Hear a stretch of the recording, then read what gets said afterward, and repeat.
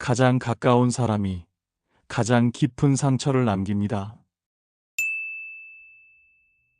세상에서 가장 가까운 사람에게 가장 큰 상처를 받은 적이 있으신가요? 그게 바로 가족입니다.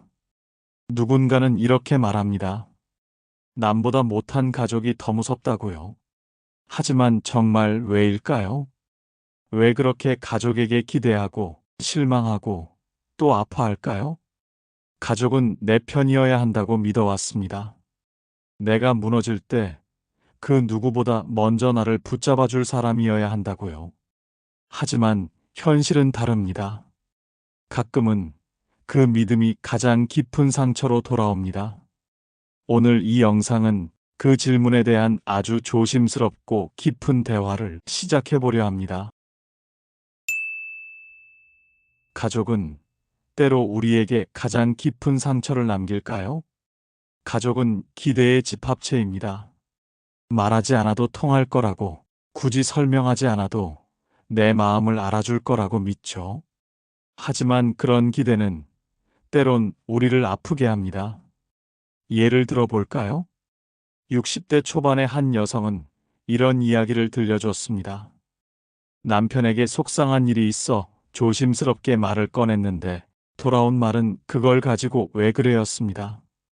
그 순간 마음이 쿵하고 꺼졌다고 합니다. 남이 그랬다면 그냥 넘겼을 말일 텐데 왜 가족이 한 말은 그렇게 오래도록 마음에 남을까요? 사실은 우리는 가족에게 너무 많은 감정을 쏟아왔습니다. 내 편일 거라는 믿음, 무조건적인 이해, 절대적인 신뢰. 그 믿음이 깨지는 순간 마음은 감당하기 어려운 충격을 받습니다.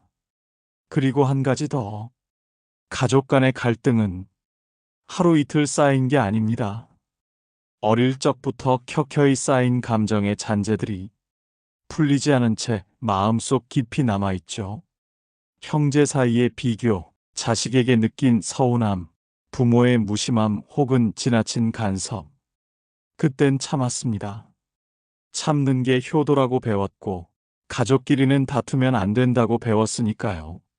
하지만 쌓인 감정은 사라지지 않습니다. 그저 말없이 눌려있을 뿐입니다. 그러다 아주 작은 한마디에 폭발하듯 터져버리곤 하죠. 가족이라는 이름 아래 우리는 늘 역할을 수행해왔습니다. 부모니까 참고, 자식이니까 이해하고, 형제니까 먼저 연락하고. 그런 역할은 때때로 우리를 더 외롭게 만들고 상처를 안고도 말하지 못하게 합니다. 혹시 이런 말 들어보신 적이 있으신가요? 내가 그럴 줄 몰랐어.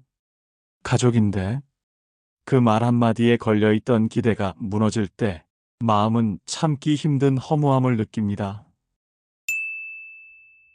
중년이 되면 왜 가족의 말이 더 아프게 다가올까요?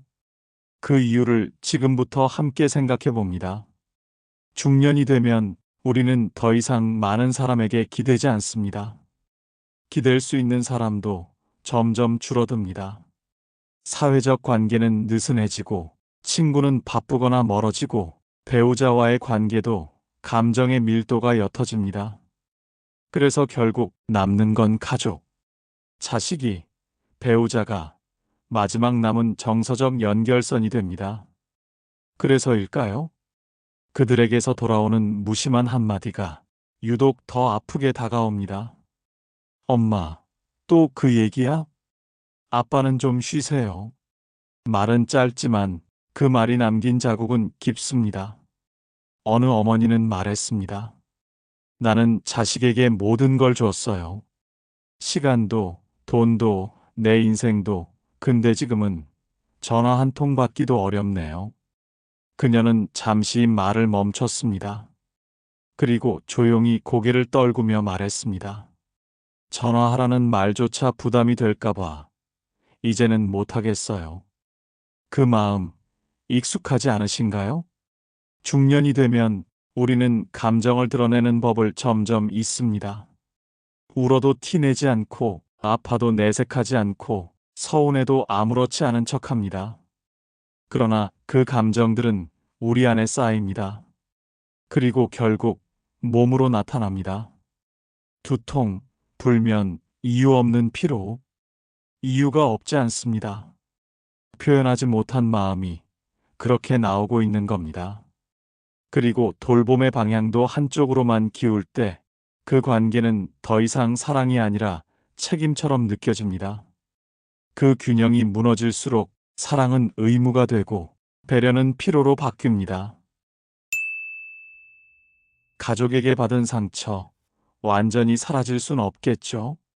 그렇다면 그 고통을 조금이라도 덜어내려면 어떻게 시작해야 할까요?